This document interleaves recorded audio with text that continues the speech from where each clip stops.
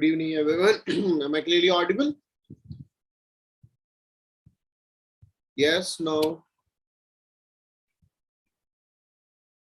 Yes? Very good. Do we have any doubt from any of the classes, any of the topic? Someone sent a question on the group.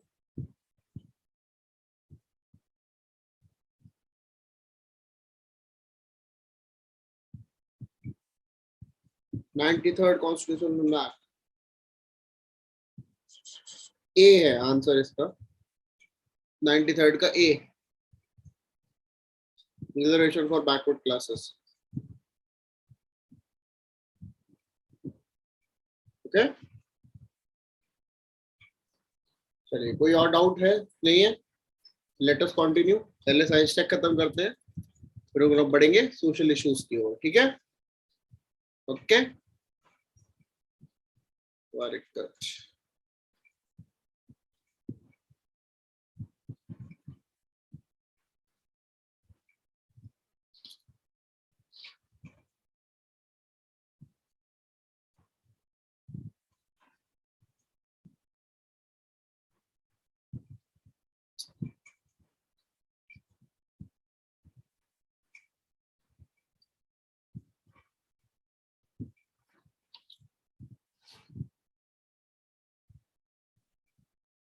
विज्ञान ज्योति तक हम लोगों ने कर लिया था कल, है ना?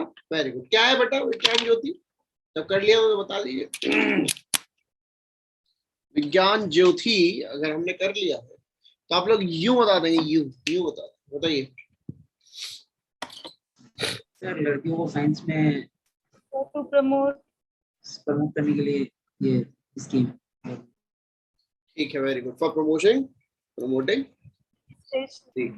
especially for women from 9 to class 12 till PhD. विज्ञान ज्योति. ठीक है. कौन सा डिपार्टमेंट के अंदर है? Department of science and technology. अब बेटा इंडियन न्यूट्रिनो ऑब्जर्वेटरी, एक Indian neutrino observatory, it was to be built or it is being built in the Bodhi West Hill of Theni district of the Nilgiri region. Okay, Bodhi West Hill in the Theni district of Nilgiri region. ये बननी थी, लेकिन अब क्या हुआ है कि जो तमिलनाडु गवर्नमेंट है, तमिलनाडु गवर्नमेंट ने बोला कि नहीं, हम नहीं चाहते हैं, ना हम इसे बनवाना चाहते हैं. क्यों नहीं बनवाना चाहते हैं? Because that fall under the eco sensitive region. Okay, तो ये जो बनने से क्वेश्चन आ सकता है that which of the region is closer to it, तो the Mathikettan Periyar tiger corridor पड़ता है वहां पर. तो क्वेश्चन अगर आपसे पूछा जाए तो मथिकेटन टाइगर कॉरिडोर किधर है, तो it is in the Western Ghats. Okay, Periyar tiger reserve, Mathikettan tiger reserve, they are in the Western Ghats. ठीक है. अब क्वेश्चन ये है कि जो शोला है वो क्या होता है? शोला पता है आपको क्या होता है? Shola type of grassland. Type of grassland. कहां पर?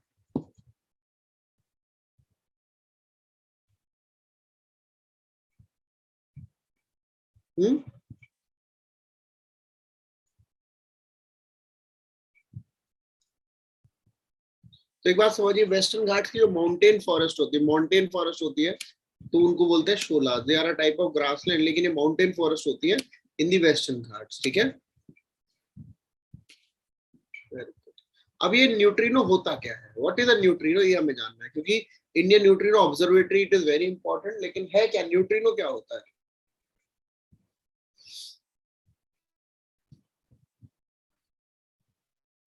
पता है किसी को? क्योंकि साइंस टेक तो हो गया आप लोगों का, है ना? पढ़ा होगा न्यूट्रिनो, है ना? क्या होता है न्यूट्रिनो? बस बता दीजिए, फिर आगे बढ़ेंगे. पर एलिमेंट्री पार्टिकल है जो लैक्टोज के अंदर आता है, वो एक फर्मियंस होता है और एक लैक्टोज समथिंग कुछ होता है, उसके अंदर में न्यूट्रिनोज होते हैं. तो फंडामेंटल सबएटॉमिक पार्टिकल. ठीक है, फंडामेंटल सबएटॉमिक पार्टिकल. इनके पास वेट होता है बहुत कम होता है. चार्ज होता है.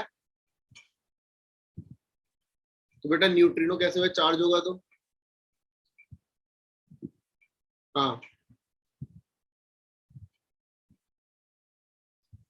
अगर चार्ज होगा तो न्यूट्रिनो कैसे हो गए? हाँ बताओ. इलेक्ट्रॉन ना, प्रोजिट्रॉन, पॉजिट्रॉन बोल देंगे या बैरियन नहीं बोलते फिर इनको, है ना। चलिए, लाइट बहुत वेट होता है, कहाँ से ढूंढे ढूंढे पता कहाँ से लगे हैं, तो हिग्स बोसोन जैसे पता लगे थे ना, गॉड्स पार्टिकल, ठीक है, तो वही फंडामेंटल पार्टिकल बोसॉन्स भी वहीं से निकल के आते हैं, न्यूट्रिनोज भी वहीं होते हैं। न्यूट्रिनोज हर जगह से क्रॉस होते रहते हैं, ठीक है। अभी हम बात कर रहे हैं हमारी बॉडी से लैक्स ऑफ न्यूट्रिनोज निकल के जा रहे हैं, ठीक है, तो उनको रीड करना बहुत मुश्किल है। उनको रीड करने से फायदा क्या होगा? रीड करने से फायदा ये होगा कि जो हमारा सन की प्रॉपर्टी है that we can identify, universe की जो प्रॉपर्टी है उसको आइडेंटिफाई करते हैं, बहुत easily we can have better techniques of medical imaging, X-ray CT scan करने के और बेटर तरीके हम लोग यूज कर सकते हैं if we have the understanding of nutrients, ठीक है। अब इंडियन न्यूट्रिएंट ऑब्जर्वेटरी वहीं क्यों बनाई जा रही थी? बॉडी वेस्ट हिल में, क्योंकि जो लोकेशन है उस लोकेशन में 1 किलोमीटर ऑल डायरेक्शंस में there were the rock in such a manner कि वहां पर हम इजीली न्यूट्रिनो को डिटेक्ट कर सकते हैं, because they did not have that much scope of going out from that region, ठीक है। तो इसीलिए it was being made in the Theni district.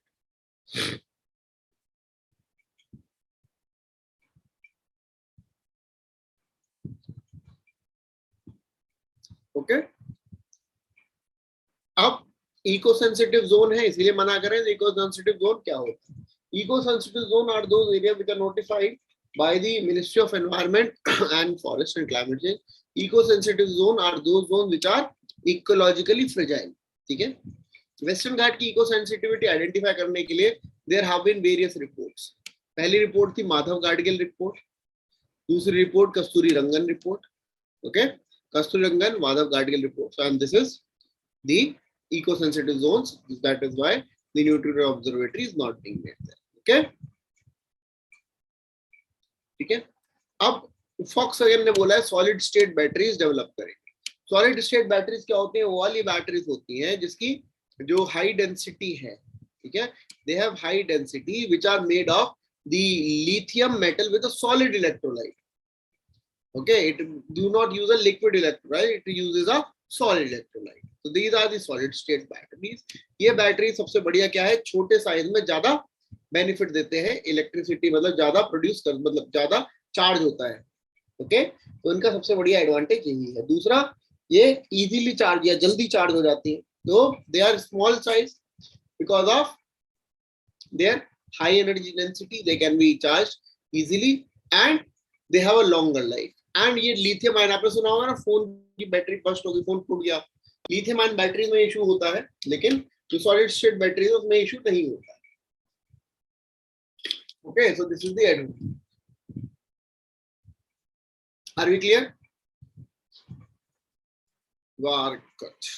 Other type की बैटरीज होती है और सस्ती होती है, ठीक है, इनकी कॉस्ट भी कम होती है। अदर टाइप की बैटरीज है, इतना याद रहेगा वही बहुत है आपको। अदर टाइप की बैटरी क्या याद रखोगे? एक एल्यूमिनियम एयर बैटरी, ठीक है, aluminium air battery, it is a type of battery that uses aluminium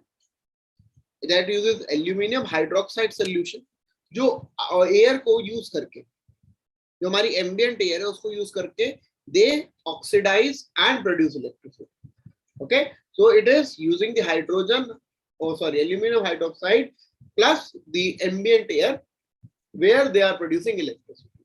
and the good thing is जब ये this has been used, it produces the end result, the end product after the usage of this battery is aluminum trihydroxide, which can be used to reclaim aluminum, or this can be sold in the market, okay, so it is very easily recyclable. But issue yahi hai, they cannot be charged.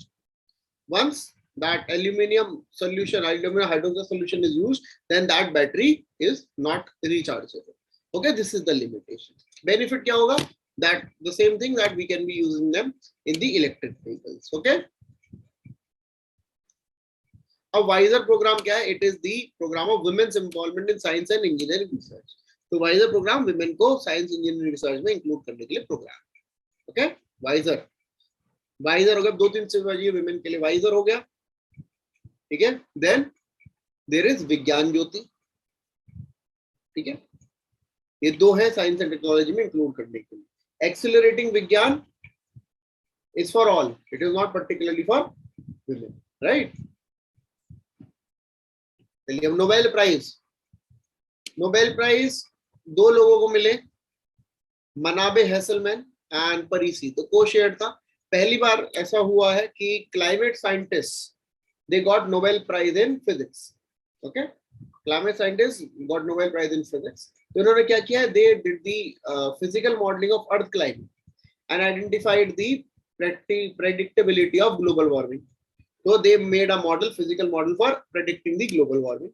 And Parisi ने क्या किया? Discovered the model, mathematical model through which we can understand the biology, neuroscience and machine learning.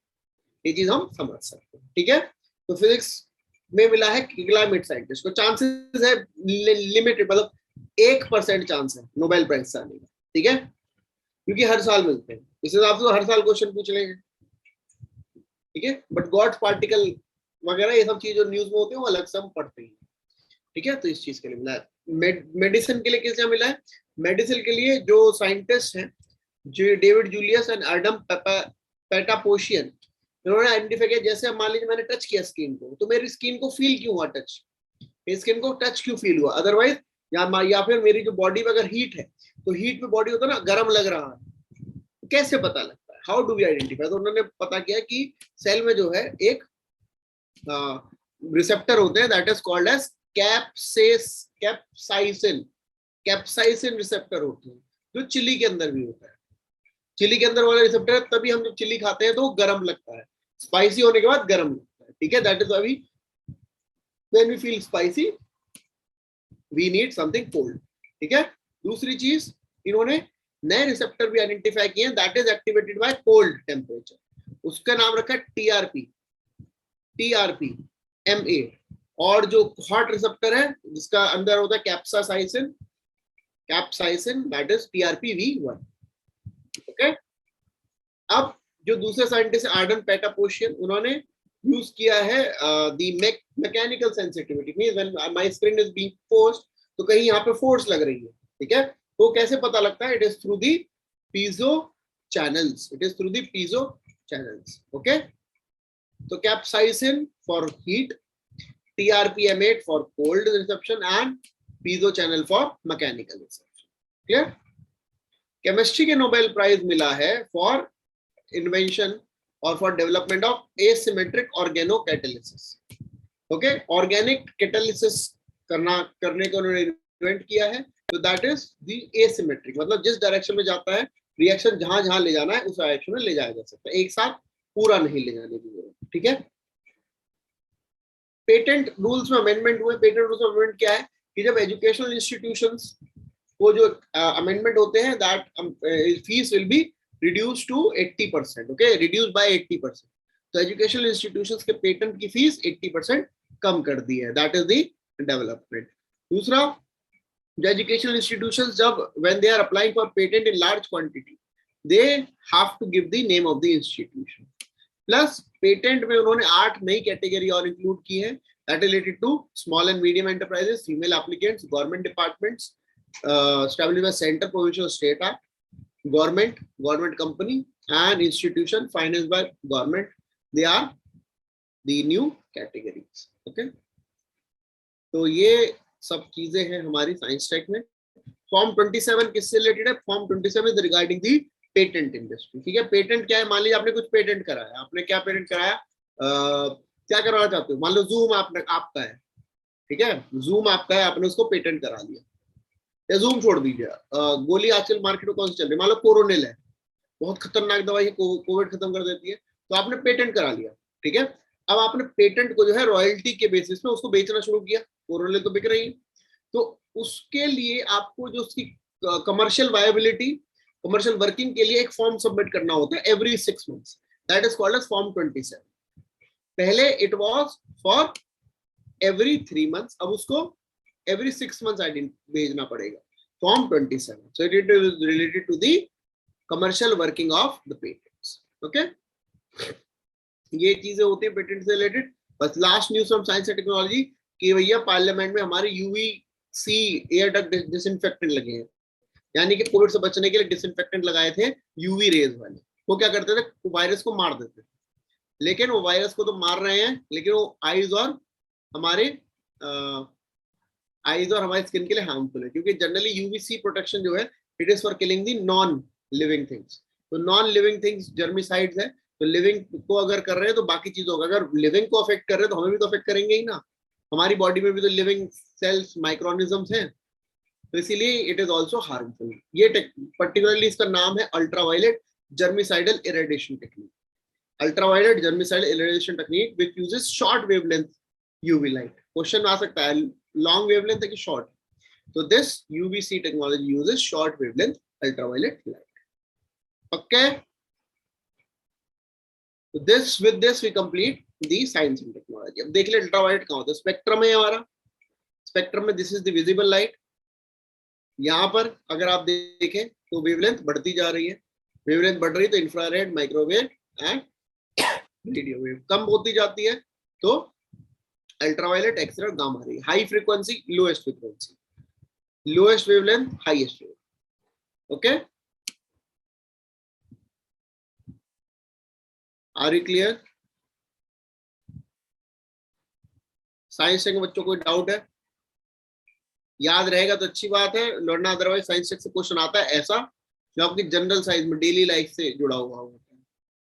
ठीक है, daily life से case पूछ लेंगे, जैसे इस बार बहुत गर्मी थी, ठीक है, तो बहुत गर्मी में कि मान लीजिए अगर आप वाटर ज्यादा कंज्यूम करते हैं, हाइड्रेटेड रहना बोलता है ना, हाइड्रेटेड रहिए, तो how hydration helps in dealing with heat wave, वैसे क्वेश्चन बनते हैं साइंस टेक्स्ट।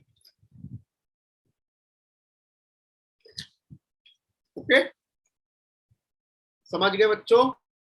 Very good. अब चलते हैं सोशल इश्यूज की तरफ। क्या आप तैयार हैं? सब लोग मन में बोलेंगे, टाइम तो हो गया अब ना बोलने का, लेकिन सब मन में बोलेंगे हाँ हाँ हम तैयार हैं। ठीक है, वेरी गुड।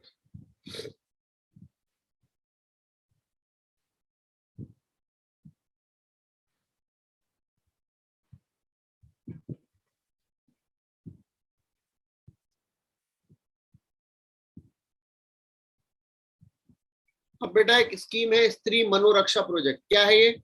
स्त्री मनोरक्षा मतलब मेंटल हेल्थ ऑफ विमेन के लिए इनिशिएटिव है। ठीक है, स्त्री मनोरक्षा, स्त्री मतलब विमेन, एंड मनोरक्षा मीन्स फॉर दी मानसिक सुरक्षा।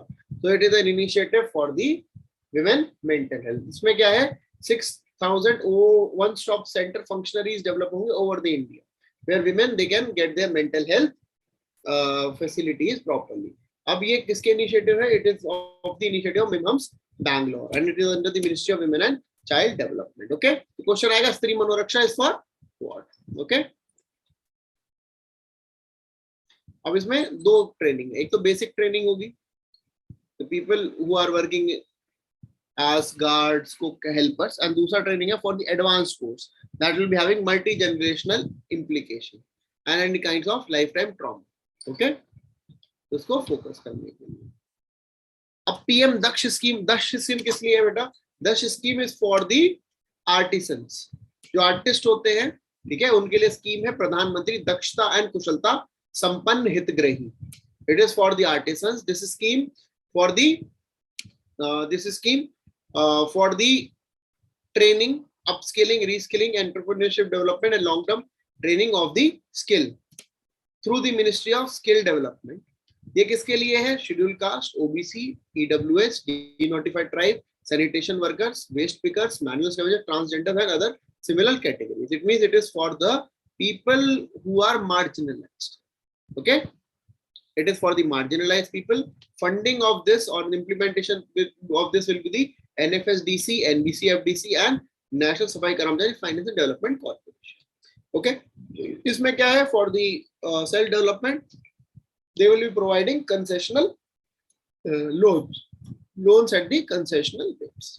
Okay, क्वेश्चन आता है डक्स स्कीम किससे related?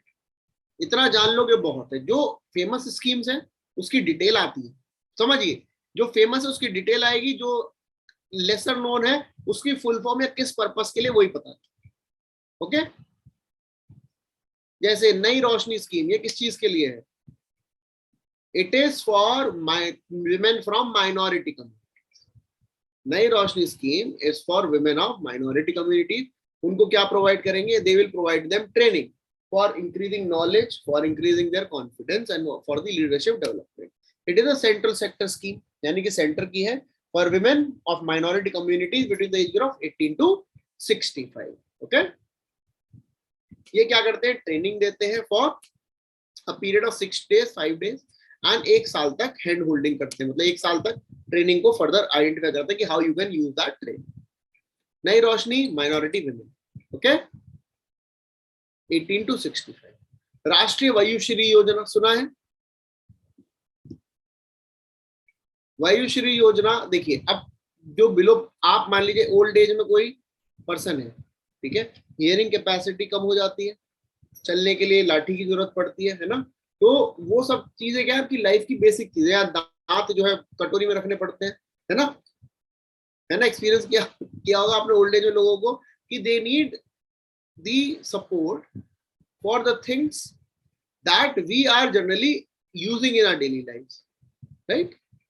Hearing aid, stick to walk, wheelchair और आर्टिफिशियल टीथ. तो ये सब चीजें these are called as the assisted living devices. तो Rashtriya Vayoshri Yojana is for senior citizens below the poverty line that will be giving assisted living devices for free. Okay, ये scheme implement होगी through the senior citizens welfare fund, senior citizen welfare fund. And ये किसके through implement होगी? Artificial limbs manufacturing corporation. Okay, it is a PSU under the ministry of social justice. तो it is the scheme of ministry of social justice, Rashtriya Vayoshri योजना. Okay, ये आपकी जो नई Roshni scheme है ये किसके अंदर है? Ministry of minority affairs. Daksh scheme किसके अंदर है? Social justice and empowerment. श्री मनुष्य रक्षा किसके अंदर है? Ministry of child, women and child development. ठीक है. बेटी बचाओ बेटी पढ़ाओ स्कीम के बारे में पता है? ये तो पता होगा, है ना, कि बेटी को बचाओ और बेटी को पढ़ाओ. It mean the scheme for safeguarding the stopping or eliminating the female infanticide, feticide and giving them education. ठीक है, ये तो पता ही है सबको. ये लॉन्च हुई थी पानीपत से स्कीम. क्यों पानीपत से लॉन्च हुई थी पता है? क्योंकि बैटल ऑफ पानीपत 3 हुए, चौथा बैटल ऑफ पानीपत की तरह है कि जब भी बैटल ऑफ पानीपत हुआ है तो कुछ ना कुछ बदलाव आ गया देश में. ठीक है, तो इसीलिए it was launch from Panipat. Clear. इसका मेन फोकस क्या है? सेक्स सिलेक्टिव अबॉर्शन को रोकना और चाइल्ड सेक्स रेशियो को इंप्लीमेंट करना. ये लोगों आपने देखा होगा, बहुत ज्यादा अवेयरनेस है. अगर आप देखें पब्लिक ट्रांसपोर्ट पर या कमर्शियल व्हीकल्स पर ऐसा बना हुआ देखते हैं, बेटी बचाओ बेटी पढ़ाओ, राइट. अब स्माइल स्कीम है. बस क्वेश्चन नहीं बताओ, छोड़ दो बाकी सब. स्माइल स्कीम है किसके लिए? बस ये बता दो, छोड़ो बाकी कुछ नहीं आएगा इससे. बस ये बता दो है किसके लिए, किसको स्माइल करवाना चाहते हैं?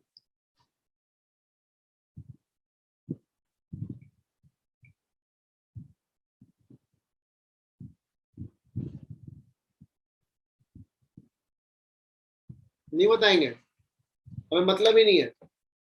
तो ये स्कीम है उन बच्चों के लिए. इट इज फॉर दोस और the individuals that are begging. Okay, that is for scheme for those who are begging. So it's scheme की बोला support for marginalized individual for livelihood enterprise. Okay, Beti Padhao Beti Bachao से बात. तो ड्राइविंग में कुछ हुआ है क्या अभी रिसेंटली?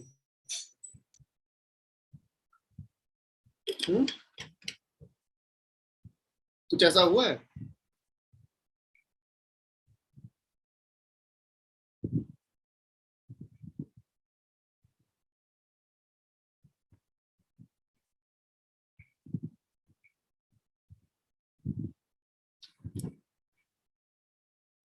अच्छा, वीडियो वायरल है. ठीक है, तो इसकी it is a scheme for the supporting of livelihood enterprise. It is basically a scheme using the merger of existing scheme for beggars and transgenders. Okay, क्योंकि transgenders basically begging में involved रहते हैं काफी जगहों पर, so it is for transgenders and beggars. Clear?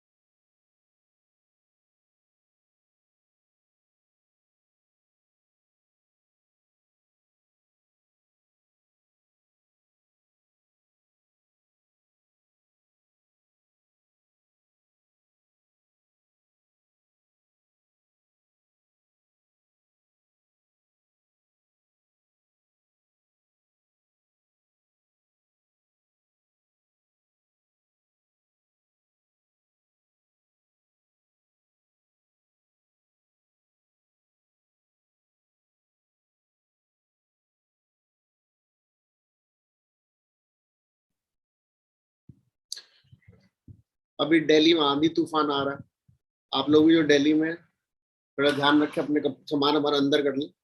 अगर आपने balcony में बाहर कुछ रखा हुआ, बहुत तेज आंधी तूफान आ रहा है, ठीक है।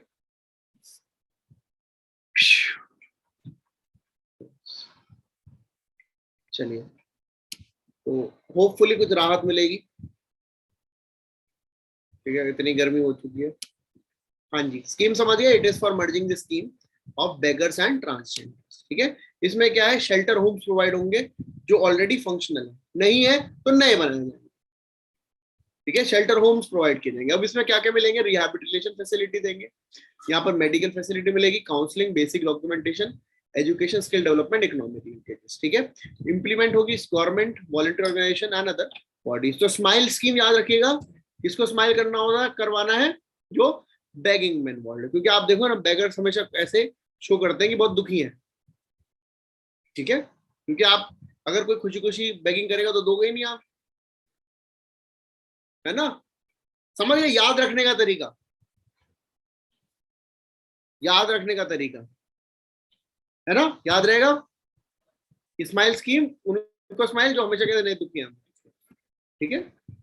चलिए, वर्ल्ड सोशल प्रोटेक्शन रिपोर्ट कौन रिलीज करता है, international labour organisation, okay. International labour organisation. Social protection क्या होती है, आप किसी ऑर्गेनाइजेशन में काम करते हैं तो उस ऑर्गेनाइजेशन में आपको इनकम सिक्योरिटी के लिए क्या क्या बेनिफिट है, तो उसे सोशल सिक्योरिटी कहते हैं, ठीक है।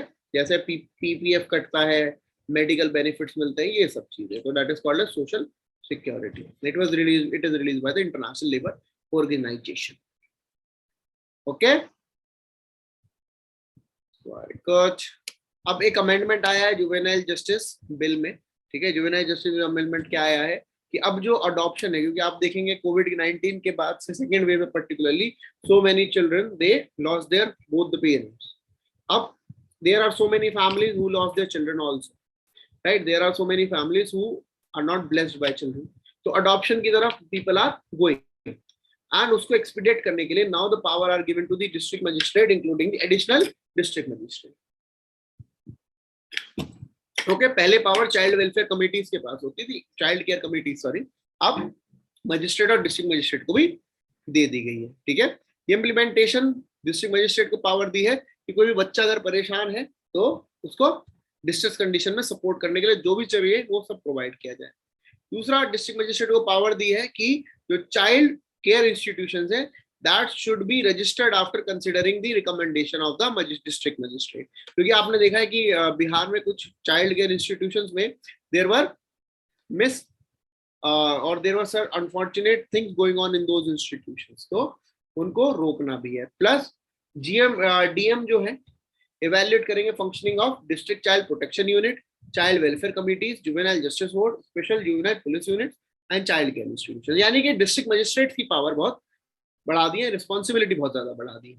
अब चाइल्ड वेलफेयर कमेटी क्या होती है, एक कमेटी जो चाइल्ड के वेलफेयर के लिए रहती है, उनमें कौन मेंबर नहीं बन सकता, उसमें मेंबर नहीं बन सकते वो जिन्होंने कभी ह्यूमन राइट वायलेशन की हो, जिन्होंने किसी भी ऑफेंस के लिए कन्विक्ट हुए हो, जो भी कभी रिमूव करे हो गवर्नमेंट सर्विस से, या फिर वो किसी भी चाइल्ड केयर इंस्टीट्यूशन के मैनेजमेंट का पार्ट है, they can not become the part of the child welfare committee. अगर कोई मेंबर 3 महीने तक, ओके, 3 महीने तक या 3/4 ऑफ द सिटिंग एक साल में अटेंड नहीं करते चाइल्ड वेलफेयर कमेटी की, तो उनको रिमूव किया जा सकता है आफ्टर एन इंक्वायरी, ओके।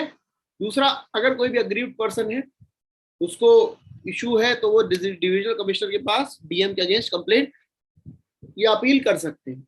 कोई भी इशू होगा, ऑफेंस होगा रिलेटेड टू चिल्ड्रन, वो सब चाइल्ड कोर्ट में ही ट्राई होंगे, चाहे कोई भी ऑफेंस हो, that will be tried in the children's court, okay.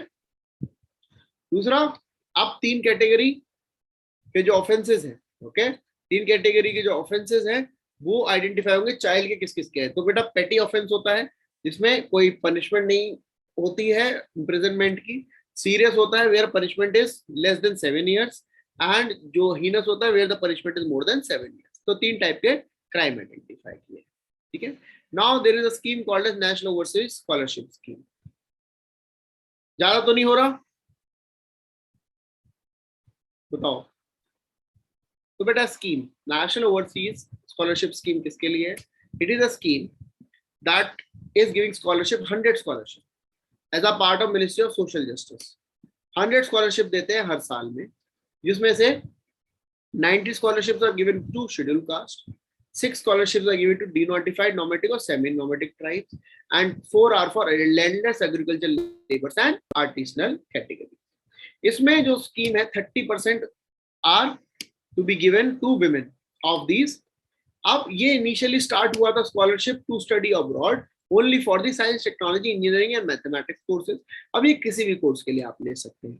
Eligibility क्या है कि एक तो क्वालिफाइंग एग्जाम में 60% मार्क्स आने चाहिए, दूसरा आपकी एज 35 से ज्यादा नहीं होनी चाहिए, अगर आप पीएचडी में जाना चाहते हैं तो आपने मास्टर्स किया होना चाहिए, अगर आप मास्टर जाना चाहते हैं तो आपने बैचलर्स किया होना चाहिए, फैमिली की टोटल इनकम 8 लाख से ज्यादा नहीं होनी चाहिए, और एक घर में अगर 2 से ज्यादा बच्चे हैं तो उनमें से 2 से ज्यादा किसी को भी एलिजिबिलिटी नहीं है। Only 2 children are eligible in a family. Okay, it is through department of social justice. Clear बच्चों? Very good. अब एक स्कीम है निपुण भारत प्रोग्राम। निपुण भारत क्या प्रोग्राम है कि ये चाहते हैं बाय 26-27, निपुण भारत प्रोग्राम का आइडिया दैट बाय 2026-27 इंडिया में जो क्लास 3 के बच्चे हैं they should have basic reading, writing and numeracy skills. Okay, basic reading, writing and numeracy skill, this is what is निपुण भारत प्रोग्राम। 5 साल में ये करना चाहते हैं फॉर क्लास 3। ओके, क्लास 3 5 साल में निपुण भारत प्रोग्राम, ये इनिशिएटिव का पार्ट है। अब एक नया और आइडिया है that is called as new India literacy programme. बेटा एक इनिशिएटिव था साक्षर भारत अभियान। साक्षर भारत अभियान में क्या था, अडल्ट एजुकेशन को इन्वॉल्व करते थे। अडल्ट एजुकेशन के लिए अब एक नया लाया है, क्योंकि वो जो है हमारा जो देखेंगे आप right to education, right to education कौन सी एज के लिए है?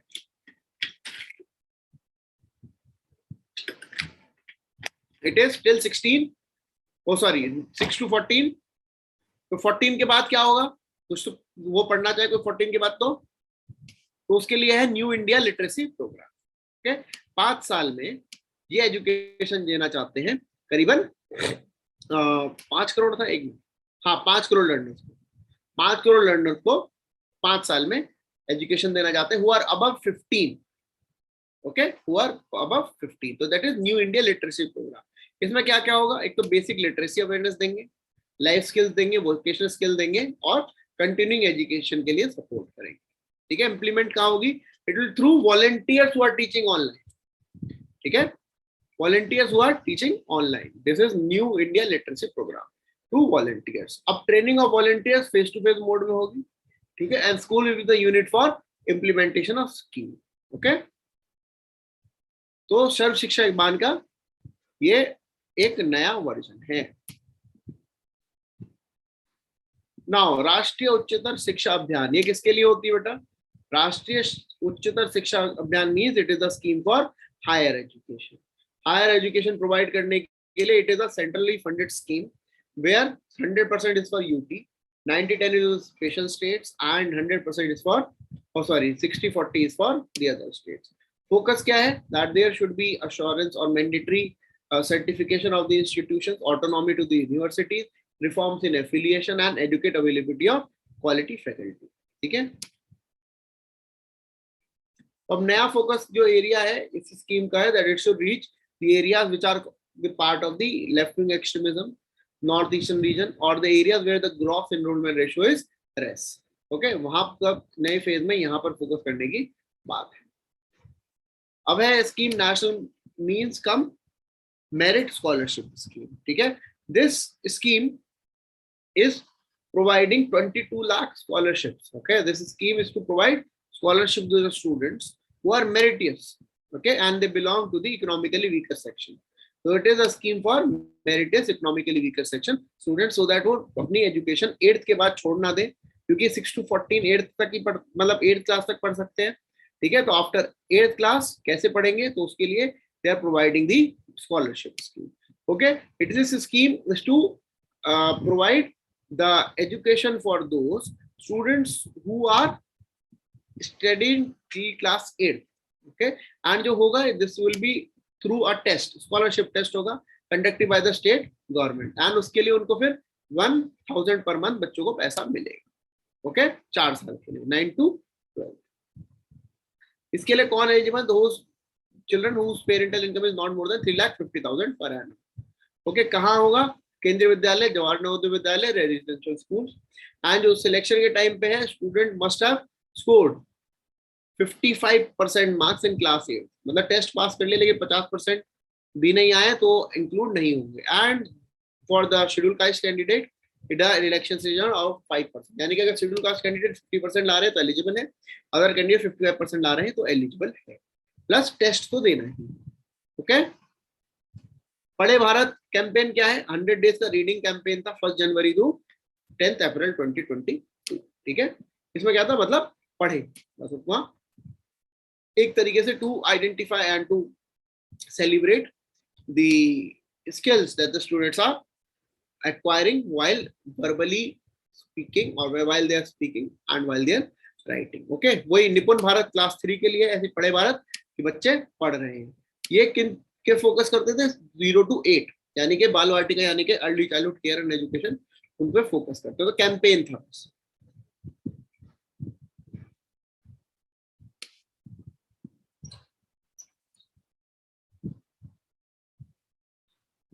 इतना हो गया आज के लिए, इतना काफी और पढ़ोगे? बताओ, क्योंकि बहुत ज्यादा इंफॉर्मेशन, बहुत ज्यादा ओवरलोड हो गया होगा आप लोगों को, है ना?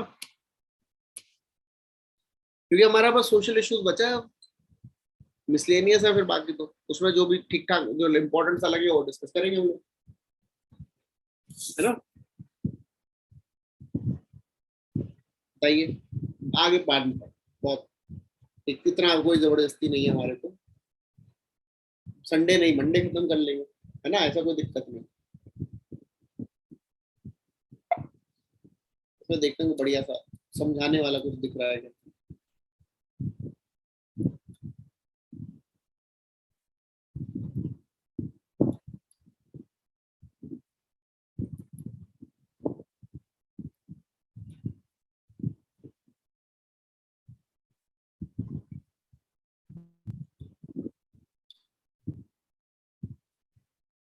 चलो स्कीप में तो इंडेक्सेस हैं, ज्यादा टाइम नहीं लगता। ग्लोबल हंगर इंडेक्स समझ लो, छोड़ो, इस साल क्वेश्चन आएगा इससे। ग्लोबल हंगर इंडेक्स समझ लो, इस साल आएगा। ग्लोबल हंगर इंडेक्स पहली बात तो बेटा कौन रिलीज करता है? बाकी तो छोड़ो, कौन रिलीज करता है? नाम बता दो।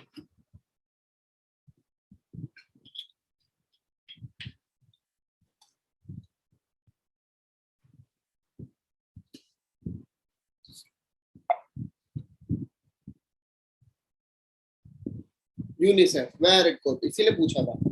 चलिए, यूनिसेफ नहीं, ग्लोबल न्यूट्रिशन रिपोर्ट तो रिलीज कौन करता है? It is release by multi stakeholder initiative, याद करने की जरूरत नहीं है। ठीक है, global hunger index release by concern world wide and wealth hunger health, concern world wide and wealth hunger health. India की जो रैंकिंग है पिछली बार थी 90, सॉरी पिछली बार थी हमारी 94 और अब हो गई है 101। ठीक है, ग्लोबल हंगर इंडेक्स निकलती है Concern world wide and wealth hunger health, हर साल अक्टूबर में रैंकिंग आती है। 4 चीजों को एक कम मेजर करते हैं। क्या क्या मेजर करते हैं? It measures first under nourishment, दूसरा चाइल्ड स्टंटिंग, तीसरा चाइल्ड वेस्टिंग एंड चौथा चाइल्ड मोर्टालिटी और under 5 child mortality. 0 to 100 score होता है। 0 is the score for the hungry and 0 is the score for the no hunger. It means everyone is getting food. 100 is the score of the extreme hunger. ठीक है, India का score is 27.5. Clear? India is having serious hunger. India is the rank of serious hunger. लेकिन India ने इस चीज को, हाँ बेटा कौन पूछ रहा है कुछ? Sir, it's an NGO, right? Concern worldwide. हाँ, दोनों दो हैं, एक नहीं, 2 एनजीओ निकालते हैं, ज्वाइंट इनिशिएटिव, European NGO. हाँ। इससे पहले जो था टिल 2017 एक ऑर्गेनाइजेशन निकालती थी, IFPR, international food policy research institute, वो निकालती थी। अब ये दोनों निकालती है। ठीक है, अब इंडिया ने इसको जो है रिजेक्ट करी है इस साल की रिपोर्ट। ये पता है आप लोगों को क्यों करी है? ये पता है आप लोगों को?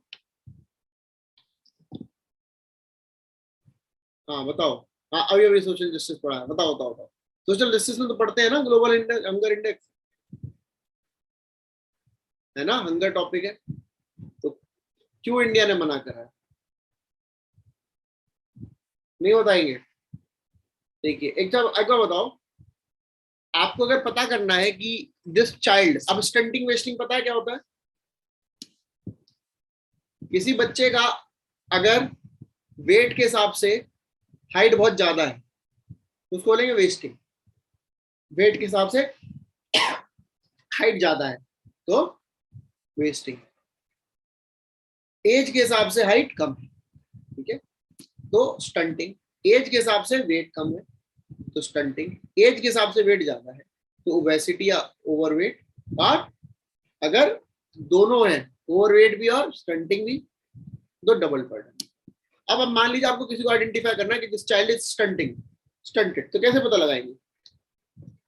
क्या आपको पता लगाना है कि अ चाइल्ड इज अंडरवेट, तो कैसे पता लगाएंगे? BMI हाँ बेटा, सर, BMI से। बीएमआई से या वेट करके ना। Yes. Very good. ये जो पता लगाते हैं ये वाले ग्लोबल हंगर इंडेक्स, ये फोन करते हैं, ठीक है। और मान लो आपसे कोई पूछे, ठीक है, आप पेरेंट हैं और आपसे कोई पूछे कि आपके बच्चे का वेट कितना, कर कमजोर हो रहा है बेचारा, तो ठीक है अंडरवेट। अनसाइंटिफिक है ना, ठीक है। तो आप पूछेंगे, मान लीजिए आपका बच्चा सामने खड़ा है, उन्होंने पूछा बच्चे की हाइट क्या है, कहेंगे 4 फीट लगा लो, क्योंकि आप वहां पर स्केल लेके तो बैठे नहीं होंगे, टेलीफोनिक कन्वर्सेशन के थ्रू होता है ना ये। तो यही इसीलिए सबसे बड़ा इंडिया ने क्रिटिक। दूसरा, इंडिया ने बोला आपने पीछे हमारा डेटा देखा ही नहीं, पहले हमारी रैंक थी 38, वहां से हम पहुंच, मतलब पहले हमारा स्कोर तो 38, हम 27 तक पहुंच गए। तो हमारा बेस इफेक्ट भी तो देखिए कहां से हम आ रहे हैं। तो इंडिया ने इसलिए रिजेक्ट कर दिया report. Okay, global hunger index इसीलिए इंपॉर्टेंट है।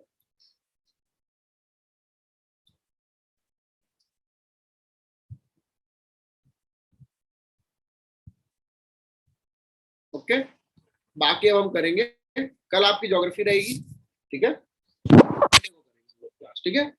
संडे को सोशल इश्यूज खत्म करेंगे और मिसलेनियस में आईआर पकड़ेंगे, क्योंकि आईआर अभी तक नहीं पढ़ा है ना हमने कुछ भी। मिसलेनियस में आईआर पकड़ते कुछ कुछ इंपॉर्टेंट है, तो ये निपटाएंगे, और जो बचेगा फिर एक क्लास में बाकी खत्म हो जाएगा। ये मिसलेनियस मतलब आपके updated current affairs till the last week of April, ठीक है।